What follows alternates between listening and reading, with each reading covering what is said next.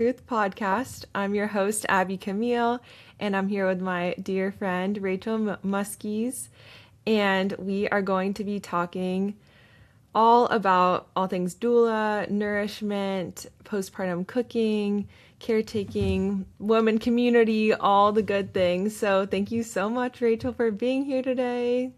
Oh my gosh, Yay. it's such a joy to be here. Thank you so much for having me. Yay. So, a bit of an introduction about Rachel. She is a holistic chef, a culinary herbalist, and postpartum doula devoted to blending sacred traditions with a science backed nutrition. She believes holistic nourishment is every woman's birthright and most potent during the postpartum recovery. And she runs an amazing business called Doula Kitchen in Austin, Texas, and beyond. Now it's global with her online courses as well, in which she offers postpartum meal delivery and trains other women to offer doula chef support. And just a bit more about Doula Kitchen. It's a space rooted in community and the timeless culinary traditions that have nurtured mothers for generations. So I am just amazed by everything that you do, Rachel. And I was so happy and excited to have you on the podcast because Rachel and I actually met at a doula course in Guatemala maybe like a month and a half ago. It feels like years ago already, maybe two Right? months ago now. Lifetimes. Yeah. Lifetimes. And then we instantly bonded over our love of cacao and also Ayurveda and herbalism and all the things. And then we realized that we were both going to be at Spirit Weavers gathering in Oregon just over a week ago when we were there. And so we were like, oh my gosh, so fun. All the like spirits and worlds are aligning. So yeah, we've just had tons of time to nerd out together in Guatemala and on our road trip from Oregon and at Spirit Weavers. So yeah, I just wanted to bring you all a taste of Rachel's incredible wisdom about nourishment and postpartum care. So yay! Without further Amazing. ado, yeah. Rachel, anything you that's just been feeling alive for you today before we dive in? Well, thank you so much for that introduction. You really covered it. Yeah, I think I'm still really in this, like just standing in the light of what it has been to gather with so many women. And I think like our connection just like speaks so much to like the places that we've been, in the doula training and, at Spirit Weavers and like yeah, just the big theme that I have been thinking about is just what becomes possible when women support each other through these like threshold moments. And so it's very cool to have gone through both of these experiences with you, and then like now have a moment to chat about it and to integrate it because that's just as important as the experience itself is like how we reflect on it. So very grateful to be in this podcast with you. Definitely. I know it feels so special to have had those experiences back to back because I feel like both were portals in their own realm where we just got to be so present and so with nature and with our friends and new friends. So it does feel really good to remember like okay, that world exists and we can remember it and call it in times of need even when the world is crazy. Totally. Yeah, I think what I've been really reflecting on is just that the reality that happens when women gather, especially around sacred spaces and ceremony with fire and water and just the like that's the real life. That's like the most juicy Mhm. experience that we can have. And like that's what it's all about. And then, getting back to the mundane, which there's also a lot of beauty in the mundane and just like the daily, you know, routines that we need to tend to our lives. But just what I've been thinking about is just like how do I like draw on that, like almost like taking sips of that like Mhm. experience and like bring it into my daily life because it's easy to kind of think that like, oh, this all this hustle and bustle and running a business or having clients or this and that is the reality. But the reality, I think, really happens when we are in those sacred spaces and we are singing and drumming and calling back, a way that we were just like more evolved to be in and like in those safe spaces. So yeah, I'm like Definitely. so been yeah, as much as I can, just try to like stay in that, even just like singing some of the songs that, we all sing together, both at our doula training in Guatemala and then also at Spirit Weavers. I'm like, yeah, really, really just reflecting on that. Definitely. And yeah, I can't wait as we go on. We'll share more of our reflections from the amazing doula course at Casa Curativa and also from Spirit Weavers. So stay tuned for more juicy, fun tidbits. But I would Yeah. love to dive in with a bit more about your work and offerings to the world at Doula Kitchen. And I'm so curious what brought you to that work. I know you've had a really fun and fascinating history.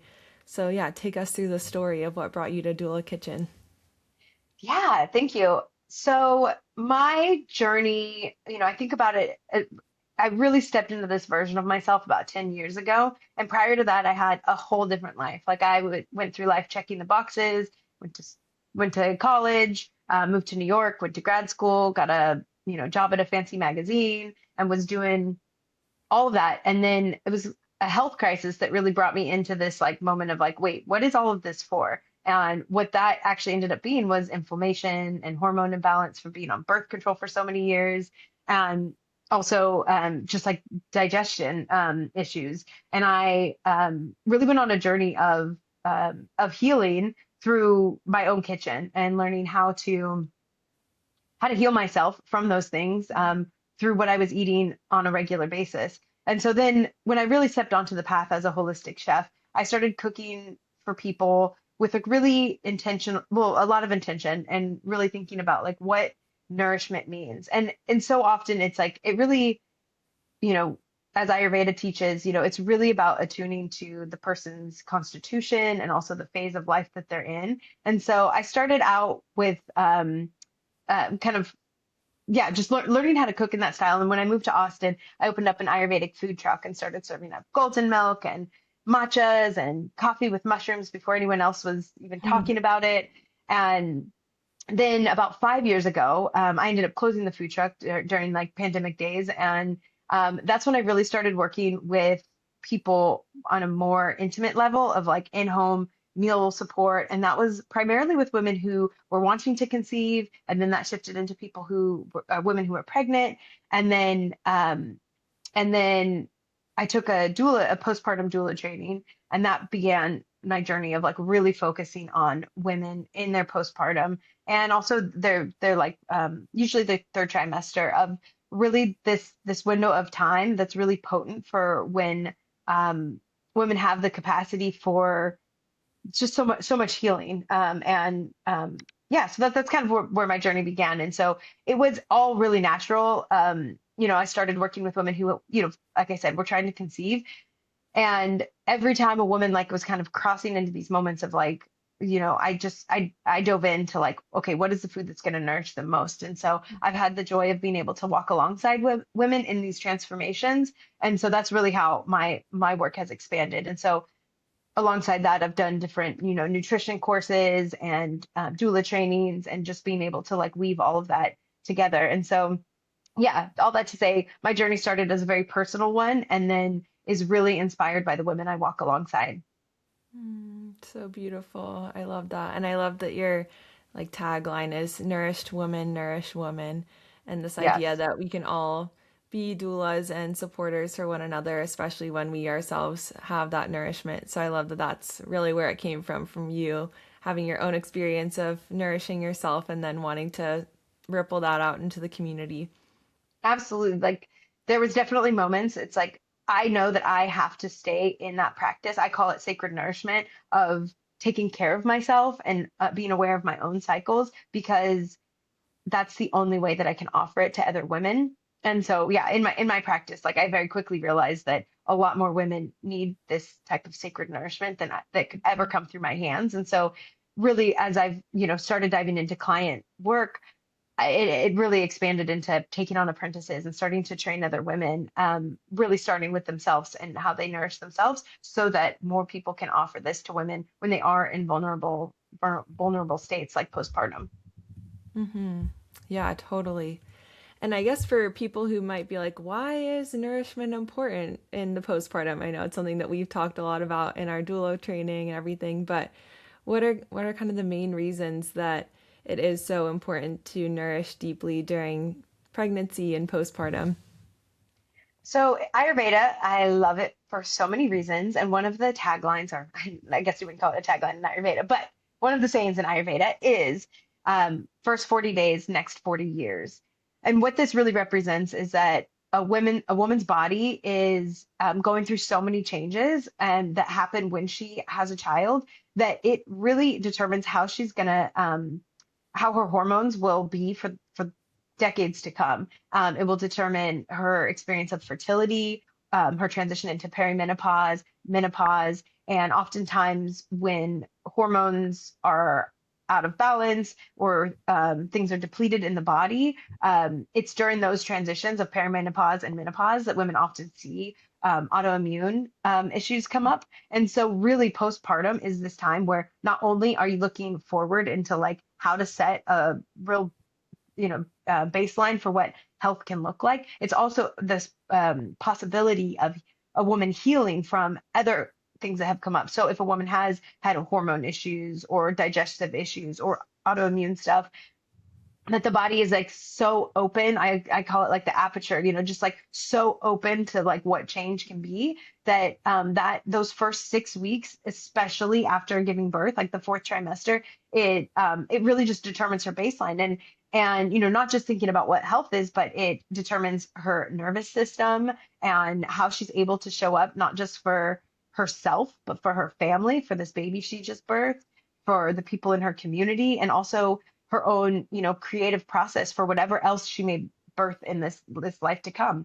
And so, yeah, if a woman is depleted during that time, it is a microcosm of like depletion that will come for years. And so, women who I witness who have a really nourished postpartum, their recovery is a lot faster, and they move through that stage of like really like a vulnerable time into a more yeah, just stable and just her capacity is so much deeper because if a woman is for like 2, 3, 4 years, like still recovering from birth, that is just keeping her away from like what her creative like power is in all the other realms, whether it's more children or creative projects or just how she shows up in the world. Totally. And especially coming from our culture, which tells women like bounce back as quick as you can and just like get back out there. You should be with your baby going on walks like next day, or you should, just be drinking smoothies and eating salads because that's going to help you lose the baby weight. It really flips that paradigm on its head and tells us like, no, at least in Ayurveda, postpartum is the most vata time. It's the time that, as you said, the aperture is the most open. It's the most air, ether, wide open time that we do need that deep nourishment and support. So then our bodies can actually heal, as you said, and have true recovery and maybe even heal those things that have been underlying for a long time beyond just the pregnancy. So it's so cool. Totally. Like I had never heard that before learning from you and our other teachers at Casa Curativa that postpartum and pregnancy can actually be a time for healing Yeah, and beyond like just from the pregnancy. yeah, it's actually it's so incredible. And like what I've witnessed in some of my clients, like and I think one thing to remember is that postpartum is not really about passive recovery. It's not just like doing nothing. There's like a sacred rest, that there is like a way of being super intentional about how you nourish yourself and how you rest. And it's like it's just really essential for that threshold moment. Because what they science will call like plasticity. There's like so many things that like you're able to rewire and reform, and so it is not just about like laying low, but while that is really important, it's about having a deep understanding about how a woman's body and cycle works. And so like those things can be really intentional. So like eating stews instead of smoothies is like, what we would think is obvious if you're thinking about it through an Ayurvedic lens of like what is Vata season and what is needed. But yeah, really what I see is like women with the most like supported postpartums or nourished and come out on the other side with like a quicker recovery is like it's not about like being super perfect. It's about really being consistent, and that consistency really starts in, ideally in preconception. So even before thinking about pregnancy. It's a woman who is thinking about her hormone balance and like seeing fertility as a biomarker, not just like, oh, let's think about it when it's time to get pregnant. And so, yeah, the women who, consider all of those phases, but like really, if nothing else, just focus on the nourished postpartum, um, really consistently. It doesn't have to be perfect, just consistent. Totally. So yeah, how do you recommend that if say someone is interested in getting pregnant, say in a few years, or even if they're just interested in their fertility and then all the way through postpartum, let's say, what are some of the main ways that you recommend people do nourish themselves or their loved ones? Like what are some of the foods or just lifestyle practices that you recommend? Yeah, I think for women, it's really important to get in tune with your monthly cycle. And I see, the phase of menstruation as like practice for postpartum. It's like learning how to actually have sacred rest. And all the foods that you would eat during postpartum are also really supportive of this time when you're shedding your uterine lining. It is a time when your body needs, warm cooked foods, a lot of bone broth. You really think about it, as what would I need in the winter time? And Mhm. so it's yeah, just not just like warm as in temperature, but like warm as in the qualities that Ayurveda talks about. So things like cinnamon and cumin and clove and allspice and like things like that in as like a flavor profile. But really it's being able to also be in this understanding that it's time to receive and it's time to rest. And so I think about, their monthly cycle is like a practice for that. And then I think there's a lot of ways that women can, track their cycle, but the most important thing, it's not necessarily an app or whatever, but it's more of like having an awareness and like getting that into regularity. And so if a woman is having um, a lot of cramps, for example, or a lot of mood swings, or any sort of pain or discomfort, those are all whispers from the body that like something is out of balance. And so as a woman is like thinking, okay, I want to get pregnant in the next few years, like the first thing to do is just like really focusing on your cycle and making sure that that's in balance. It's very hard to do that with hormonal birth control, and so it's kind of a practice of owning your fertility cycle, owning that each phase needs a different type of support. And so all of that is practice. And then as a woman is like starting to really think about like conceiving, it's I recommend getting blood work done. And so really understanding what the micro the levels of nutrients. And so a lot of women just in our modern world, like it's very easy to get mineral deficiencies. And it's just like very, it's a part-time job to get enough protein. It really requires like, a plan.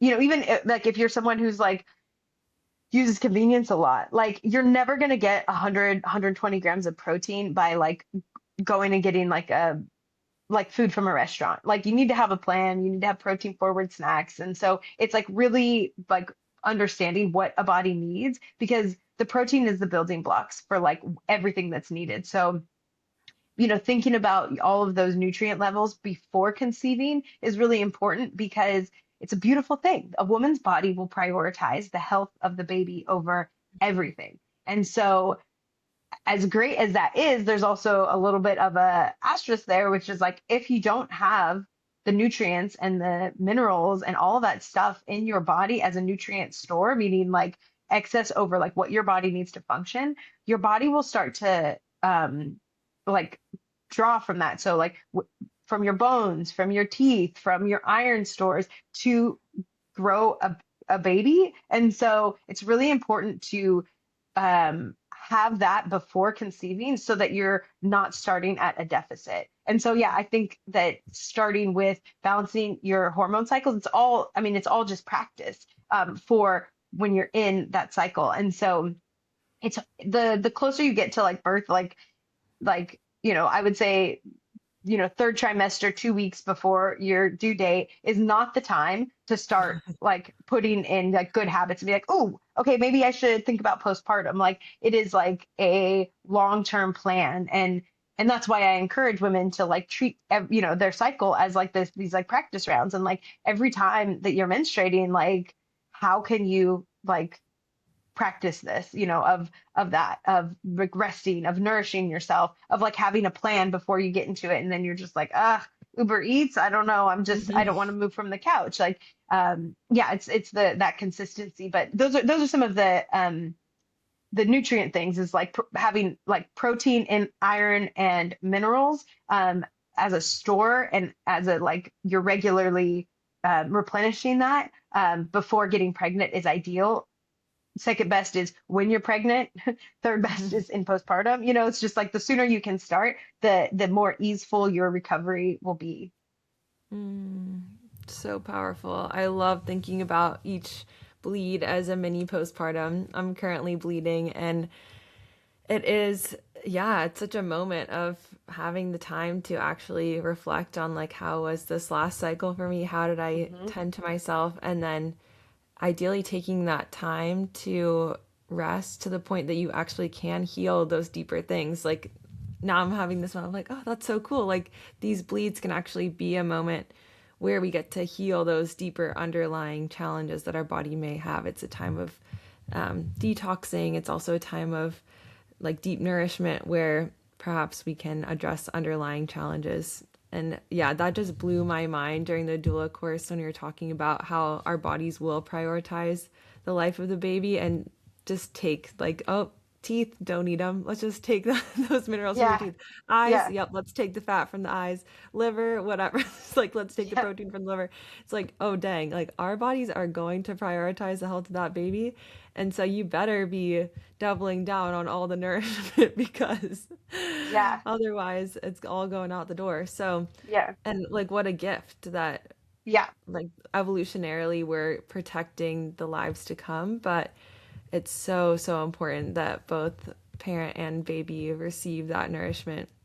Mm. Totally. And I think that it could be tempting for some women to hear that, or even in a subconscious way think like that's fine, like I can sacrifice for my baby or whatever. But I think it's important to remind ourselves that like being a martyr or like doing things the hard way, especially when it comes to our own bodies, like it actually doesn't serve the highest good. That means very likely to have milk supply issues, which is your baby's lifeline during, especially in the early times. Or if you have low energy levels, or you're, a lot of times anemia, so low iron levels will just mask under these symptoms of just like, oh, that's just exhaustion. Oh, that's the newborn phase, or that's just what it's like to be a mother. But really, it doesn't do any service to like be like, oh, I'll just let my, be a martyr about it, because the way that you show up for your family. And it's like, if you're going to go through all of this in your body to create this life, the, like you owe it to that to like show up with your fullness, with, being nourished so that you have more to give. And that's what I think about is just like nourished women just change the world, because it changes how they show up for their family, for their village, and then whatever it is that they bring into creation. I mean, we have this like creative portal in our womb that is, primarily for birthing, like birthing life. But it's in so many different ways than just birthing babies. And so, yeah, the depletion that happens, it's not cute. It's not, it's not cute to be a martyr about it. Like, yeah, you don't want to deal with those things for the rest of your life of just like, um, yeah, being depleted. Mm-hmm. Yeah, it's like not cute to lose your teeth and have, No. And then it's Okay, like, so yeah. oh, go ahead. Oh, No, just no, like no, for your no. next baby, if you want to have more kids, like set yourself up for a nourished postpartum so that the next round, your second, your third, whatever child gets like the best version of you. That's what it's all about, I think. Mm-hmm. Yeah. So how do we support women and parents in this beautiful transition process into becoming parents and having a child? I feel like has one of the things that's been a theme on this podcast and just through our various doula trainings and spirit weavers is how often we as women put all the pressure on ourselves, like, oh, I'm the one who now has to go cook 3 nourishing meals a day, and as you said, like cooking enough protein is a half-time job basically. Yeah. So what are the ways that say if we have a friend who is in postpartum or just someone in our lives that we know is needing some extra nourishment, how do you, or maybe someone who's listening to this is planning to get pregnant, how do you recommend setting up your life in your kitchen so that you're prepared for that time? That is a great question. I think the answer to that can be a lifelong journey, and there's so many entry points. One of the things that I taught in my doula chef training this last cohort, that actually it's so interesting. Like as I teach, like I find myself to be the student, and so I've adopted this framework into myself, and like really thinking about nourishment as in relation to capacity. And so I call it like a capacity based framework of like understanding what is needed at different parts of the cycle, and also what you actually have capacity to give and like how to show up in the kitchen. And so I think it's really important to find consistency and have a plan that is related to like how, like what your capacity is. And so, for example, um, when you have like high capacity days and you're like, okay, I think it's really important to get in the bone broth cycle. So that's like one first step is having at least one day a week in which you're like forward thinking, batch cooking, preparing ingredients, and making sure that those, like what it is that you're cooking is specific to like what your body needs. So maybe that information comes from getting your blood work done. Maybe that comes from where you're at in your cycle. Or maybe it's just like a basic of like, how do I get 100 grams of protein a day? So really making a plan that is based on that and not just like, oh, I'm gonna cook the cover of the Bon Appetit, whatever. And just like, yes, it's fun to like play in the kitchen, but like really thinking about it as like, what purpose is this serving? And so getting in the habit of like making bone broth. Bone broth is like I would say like the foundation for nourishment for women's bodies. A lot of this can come. One of my favorite books is Nourishing Traditions by Sally Fellon, and it really just talks about what a lot of traditional foods provide for the body. So it's like a high fat, animal proteins, and kind of like slow cooking. So all of these processes are like very traditional. So incorporating that into your kitchen, and that can be making bone broth in a pressure cooker. Like it doesn't have to actually be, sitting around a open fire and a cauldron, although I do recommend that as well. Um, but yeah, so coming up with what are your like staples, and you don't always have to reinvent the wheel. So I think like making bone broth every week and finding ways to use that, whether you're sipping on it, whether you're cooking your grains with it, but just having it available is going to, and if it's like in your fridge and you're using it, you're doing it right. Like not overthinking it too much, just making sure that you have this, bone broth has a lot of essential minerals, aminos. A good batch will be like 10 grams of protein in a cup. And so there's a lot about that. So having like a day where you're setting yourself up. I like to make either a protein, like a slow cooked protein.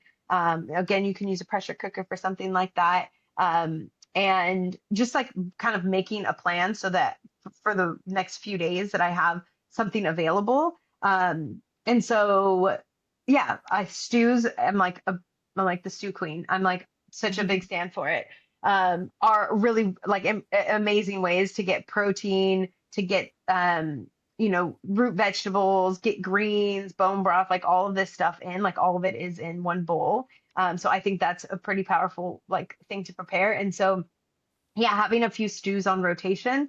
Yeah, I think nourishing other women in your life, like it works. The most useful is if it's like part of your practice. You're like, I'm gonna make extra stew for my friend who just had a baby while I'm also doing my weekly thing. So if you can like start with yourself, then it's really easy to fold other people into that practice. Um, did I answer the question? Yeah, I love that. It's so inspiring. I'm like, wow, I need to go make my broth right now. And it's such a Yeah. cheap, affordable, easy way to get extra nourishment. They're like getting all the healthy fats and minerals and everything, like you said. And like what I do is just whenever I have a chicken or pork, whatever, like would take the bones that I have left over, stick them in my freezer in a plastic bag, and then take it out. add some carrots and celery or onion, whatever I have on deck, put it all in the instant pot, let it sit for a while, and it's so easy. And then you have this amazing, like, nectar of the gods to drink Totally. for the rest of the week. Totally. I also love to infuse herbs, especially like long brew herbs, but I Mm, always put like nettle and oat straw are the two that I always put into my bone broth. I think of broth as like this is where the culinary herbalism kind of comes in for me, which is like any way that I can infuse these medicinal herbs into the food that I'm cooking. So nettle and oat straw are always there, but also using like roots, mushrooms, seaweed. I love burdock root. mm, And you can kind of adjust that for where you're at in what phase, but seaweed has a lot of minerals, a lot of like iodine, things that are really supportive for the thyroid, and so you can put all of this goodness into a broth and then put the broth into everything that you're eating, and it's just this, like putting this like base layer of nourishment through everything that you eat, and yeah, I definitely feel a difference in my body when I'm like drinking bone broth regularly, versus just like winging it in life. definitely. Yeah, it also makes me think of the practice I believe you shared during our doula course of having a day where you get together, almost like a baby blessing, but you get to like, together with all your friends for a freezer stocking Hmm. and, make a bunch of broth, make some stews, make some tahini cups, whatever it is, and then have that in your freezer. And I kind of love this as an idea where you could just get together with your friends and all meal prep a ton of stuff to have together. It's And then amazing. even better if someone's pregnant or going to be postpartum soon, so Yeah. that you just have all these things stocked and ready to go. Yeah, there's something very special that happens when women are together in the kitchen, and I really started to see that this last year as I took on apprentices. And so in my kind of regular life, the way that I show up for women is I do meal support for women in their postpartum. And so for those clients, I started bringing on assistants, and the kitchen became this like classroom of sorts. And so we're like, but it's like also just like the gathering of at the hearth, like which is such an ancient practice for women. Like this is like what we evolved doing, where women are surrounded by each other and we're like talking about the needs of the women that we're cooking for. We're, making just this like nourishing, nutrient dense food. Like there's times where I'm like making recipes, I'd like have someone try it. And like I said, one, she was like, she just started crying. She was like, I don't know what's happening to me right now. Like just like tasting the nourishment of like love and intention, especially when you're cooking for someone in like someone specific, or and it can be yourself, your friends, whatever. Like it tastes different. There's a different energy that goes into it when it's like it's so potent, and then all that plus it's delicious to cook. And like I joke that postpartum is my favorite cuisine, because like slow cooked meats and stew and just like seasonal and high quality, like all of these things, it just makes for just really, really deliciousness. And so being able to gather with women and cook for each other, it's just it's very special, and it's the feeling that I have like when we're at Spirit Weavers and we're all gathered around a fire and women are drumming and sharing songs, and I'm like, this is the same thing that happens when we're sharing recipes and we're sharing our intentions and infusing prayers into bone broth. Like I don't know, it's what we were meant to do. So good. I'm like, wow, I want to go to a postpartum restaurant. I know, That's right? so funny. Just like all the postpartum cuisines from around the world, Oh my gosh. which Doula I love. Kitchen, can you imagine the Yes, pop-up coming to the you? Doula Kitchen pop up. I know, I love you. I remember you describing that you oftentimes talk with your clients and ask them what their ancestral lineage is and if there's any foods that are really important or that they resonate with, and then tailor the recipes to that. Like, oh, there's a family from Poland or Russia, like it's incorporate some borscht, or yeah, Hmm. it sounds like you just have so many different examples of that. Totally. It wakes, I think, especially because a woman is so like open and, highly sensitive during that time, to like have a food that, you know, that resonates with her ancestral line. Like I think it really does awaken that, something primal. to like connect with your own ancestors at such a pivotal time in a woman's life, that it's, yeah, it just brings something online that can't be described. It can only be tasted. Totally. And actually, I'm sitting here with your village pot sticker that we'll have to send this out in the show notes so that people can um, do some practice of their stews at Oh, home. yes. But I'm curious if you want to share any more about your workshop that you taught at Spirit Weavers and this idea of revillaging through stew making. Yes. That was a peak life experience to be able to share. So my session was on ancestral stew and as village care. And so what that means to me is like really understanding the ways that the village has like shown up for each other, and how a village, like a stew pot, represents all of that. Some of the ways is that we are not meant to do it alone. It requires effort and intention from so many other people with different skills, different levels of access and resource. So, for example, a more traditional way, like, you know, basically it wasn't with fire, but it was actually when we started to be able to have these like stew pots and we can like cook, uh, humans could cook in, cook bones and cook meat and cook vegetables on a over the fire, is really when things like shifted into this village care.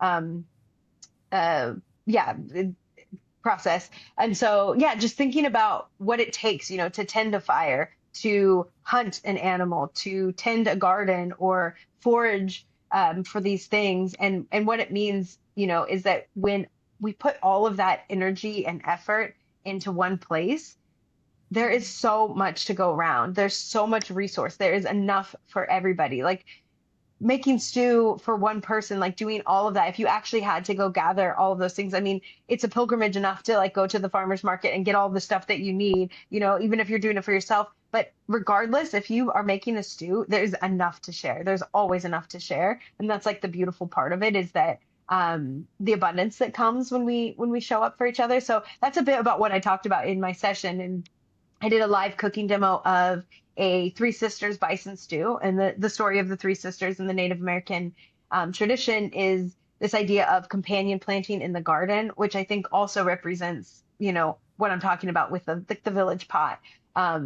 which is that we each have different skills, and that we are better together. And so with the Three Sisters, it's corn, beans, and squash. And the way that it's planted and the way that they grow makes it more abundant. Than if it was a garden of just corn, just beans, just squash. And like the beans grow up first, and they're grow tall quickly, and then did I say that? The corns grow up first, and then the beans grow up and start to like attach, and so then they can uh, start to fruit, and then the squash grows up last and is like covering, and so that it's like protecting the soil, and all of these things like play a part. And I see that it's just so much of like how we show up in the village, is that we show up with what we got, we share from a place of a full cup, and then we all have more. And so I was able to give that story inside of a stew. And I think that's also the beautiful thing about stew, is that every single one holds a story of a time and a place and a people. And I encourage people to cook in their own lineage, and also learn to honor other ancestral traditions through how they cook.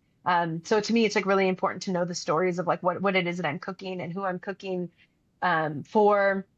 And yeah, I just, every time I cook a stew, I'm like thinking about what it was like, like the first peoples who were cooking that.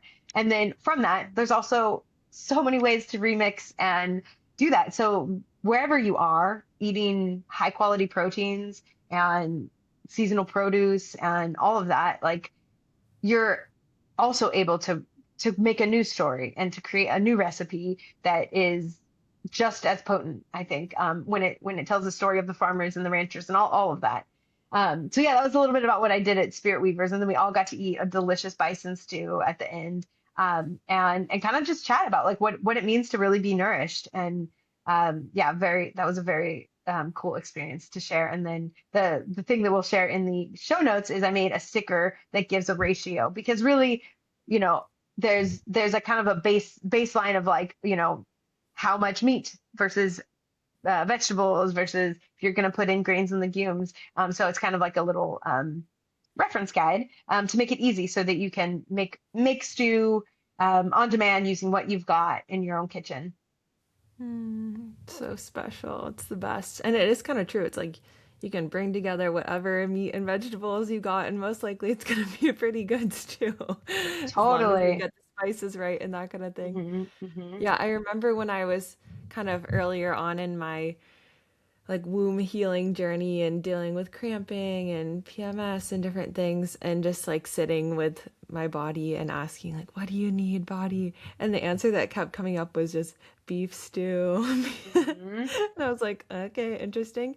And then it kind of all started piecing together the more I talked with my grandma and mom. I was like, oh, my mom grew up eating beef stew all the time with my grandma. Like it was just like almost every day beef stew. And she's like cute British lady.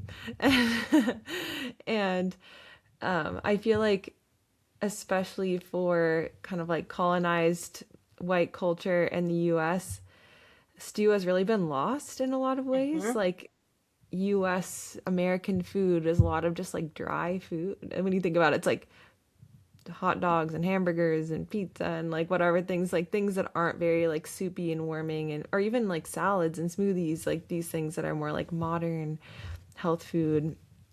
But the way that our ancestors ate was mostly stew so that you can feed everyone, and with the ancient wisdom of warming and supporting our digestive fire. And I feel like as I've started to eat more beef, and this is re-inspiring me to make more beef stew, I'm like, yeah, it does really help because that iron helps to fortify the uterus, which then makes you, at least in my case, like bleed less because I'm not as iron deficient. So, yeah, so powerful how just Yeah, listening to our bodies and our ancestral lineages brings us back home into our totally. health. And the process of cooking, you know, like water-based cooking or broth-based cooking, it actually unlocks a lot of nutrients, making things more bioavailable. So a slow and low braised beef is going to be more nourishing than a steak that's cooked on high heat. It basically eases the digestive load because it's kind of almost like pre-digesting it when it is cooked for like on low and for a long period of time. And so, especially when someone is in a vulnerable, like physical state, so that's like postpartum when you're bleeding, it can also be in recovery from really anything, whether your immune system is low or even if you're in a state of grief, like your body um, when it has less to digest, so like you know a cook like a steak or something like that, it's just it's harder to process, and so your body's putting all of this effort into like pulling what it can, but when you're doing water-based cooking, it makes it more bioavailable. So it's really a beautiful thing that so much of science really affirms these traditional ways of cooking. It's like the best thing is like I'm sure you see this all the time with Ayurveda where you know people are like intermittent fasting. You're like, yeah, Ayurveda says eat when your digestion is the highest. You Yeah. know, it's like when your digestive fire is high. So it's like yeah, it's just science affirms tradition in so many different ways, and Hmm. stew is really the evidence of that. It's so many, um, yeah, so much of that. Oh, so true. I feel like it would be nice to kind of close too with some reflections from our amazing Casa Curativa doula course. And if you would be open to sharing what you cooked there with us, I feel like that was just another really special meal that also kind of gives people some ideas of good things to eat while bleeding or postpartum or in those times of grief or winter or needing extra nourishment. Yeah. Yes. So during our doula training, I gave a little cooking demo on what I cook when I get that beautiful message that the baby has arrived, or maybe the water is broke and that the woman is in labor and all of that. So there are a few kind of recipes which I can also include in the show notes of like what I cook in those first few days. But I cooked a delicious little golden porridge. So Sometimes this is also called a congee. So cooking rice with a lot of liquid, so usually like a 1 to 6 ratio, and including some like anti-inflammatory herbs like ginger and turmeric. And then also, I think I did jujubes, which are high in iron. So really like an easy to digest porridge is one of the first things that I cook for a mama. And then I also will do, of course, a bone broth based stew.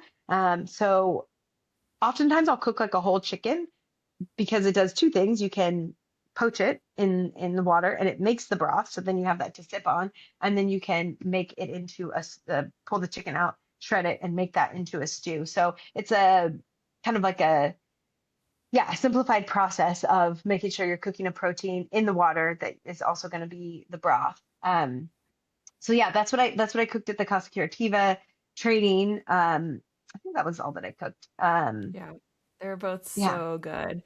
I think maybe we added some of the jujubes or maybe some other fruits too to the chicken broth and chicken soup, and Yes. it was so good. I feel like it's so rare that you get that like sweet element in a stew or a soup. Hmm. It was just like with a bunch of turmeric and ghee and all your Yes. amazing herbs.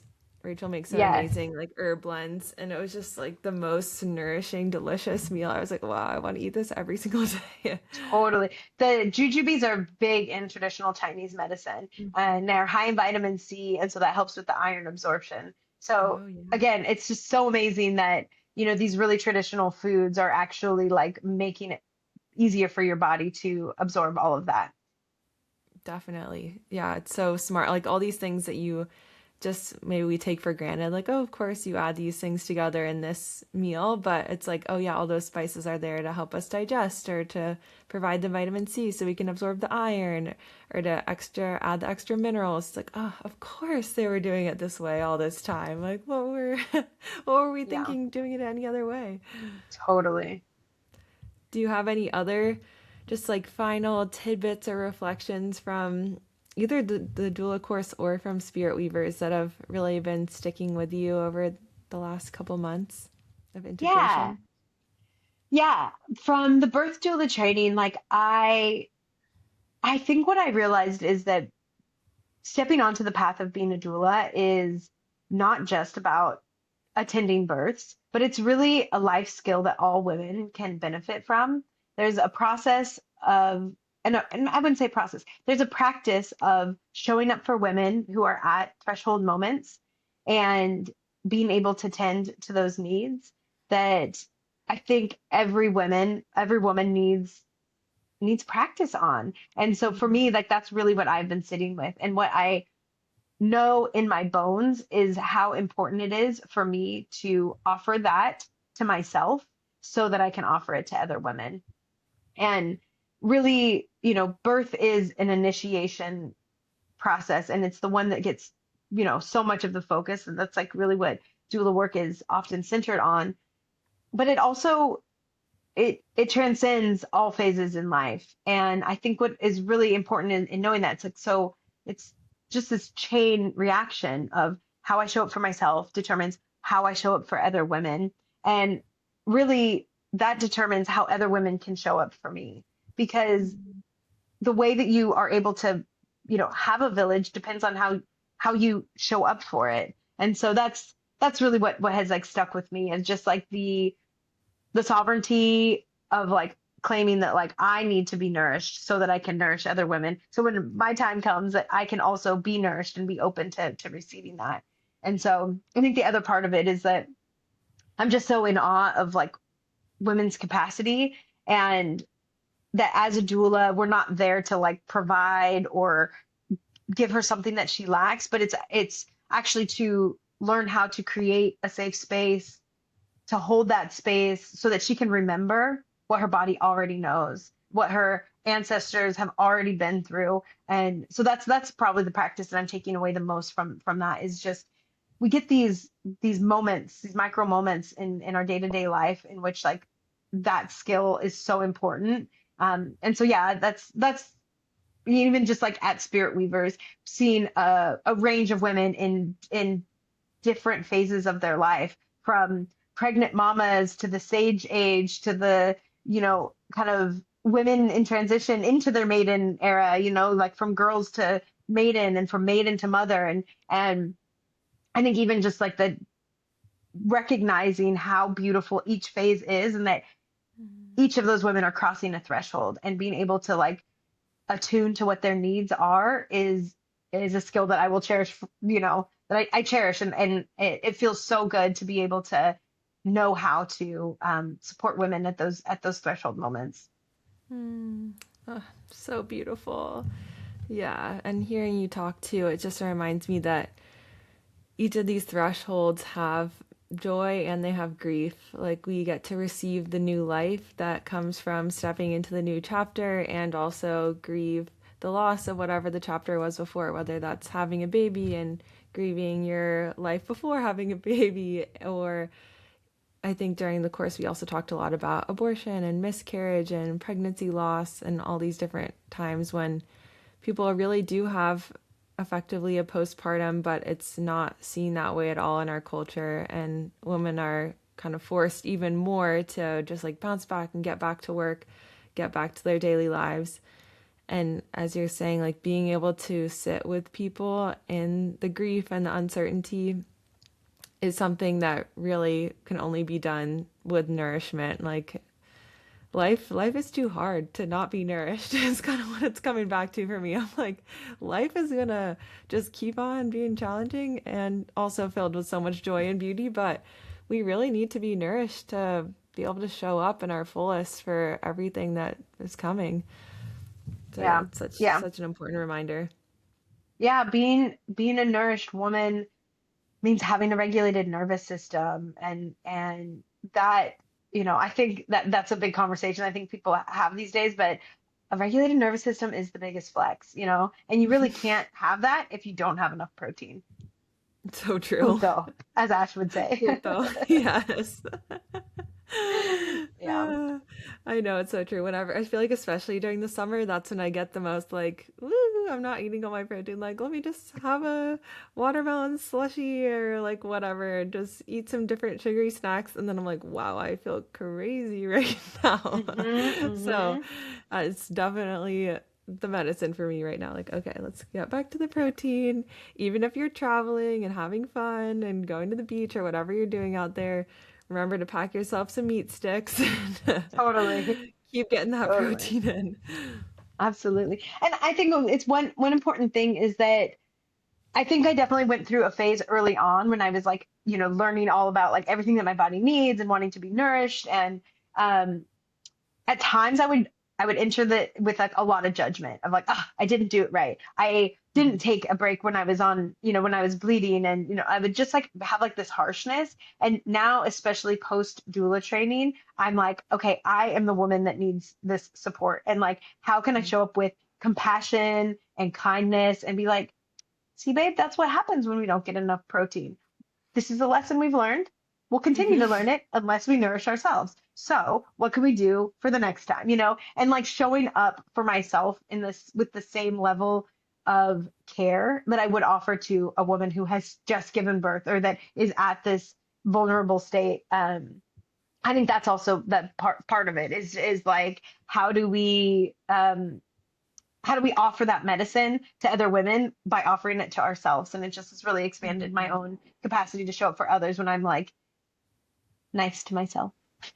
So true. Yeah, it's Yeah. like the reality is that we don't live in the village yet, most of us. And even though we're rebuilding that as a society, we're still in those baby steps where we have to kind of offer ourselves the care of the auntie and of the grandmother and of the mother. So, yeah, just remembering to be kind and gentle with ourselves is so Yeah. important. Yeah. And Mm. I think being able to have experiences like we had at Spirit Weavers, like really locks in this practice of like what is possible and what is available when women gather. And yeah, just being able to like take sips of that, take like when we get back to our daily routines, is just being able to recall, I think we need that muscle memory. Like we like I prior to having this experience like we just had in Guatemala and in Spirit Rivers is just like I had this like, yeah, maybe that's possible, but now I know in my bones that it Hmm. is possible. And that will tide me over until the next time I can get all my, get gathered and sing and share that with other women. And so I think it's really important to keep seeking spaces in which we can show up in these ways, so that, yeah, so that we can call on it when we're in those like moments of depletion, or doubt. Mhm. Totally. Like, can't wait. Can't wait again for next year. But yes, Totally. please share with us where are the ways that people can continue to receive your wisdom and care and gather with women either through your trainings or through your offerings. Yes.